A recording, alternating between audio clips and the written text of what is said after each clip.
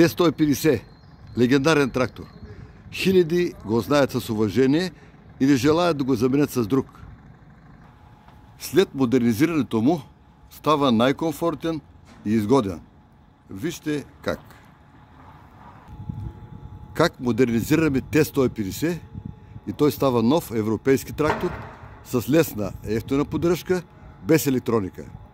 Засушаванията са все по-големи. Когато всички спират, работят само Т-150 КАЗ-701. Проектирани са за тежки условия.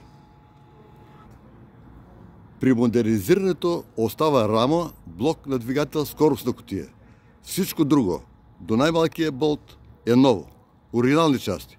След основен ремонт двигател, скоростна кутия се възстановяват в оригинал спирачна система, навесна система, хидравлични цилиндри и други. Обработка срещу ръжда, грунт, боядисване.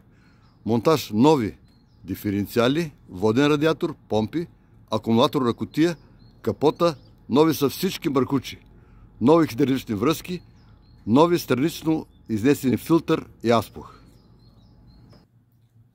Нова ръчна спирачка с двойни камери. Нова кабина комфорт, климатик, оплътнена, обезшумена. Сервоуправление, волан, седалки се регулират, аудио, панорамни стъкла, нов резервоар гориво 440 литра, нов хидравличен разпределител, нова оригинална инсталация за целия трактор, нови гуми и акумулатори, може КАТ-3. Защо е по-изгодно да се модернизират Т-150 КАЗ-701? Кабината осигурява най-комфортни условия. Поддръжката лесна, няма електроника. Разходът на гориво е 35% по-нисък.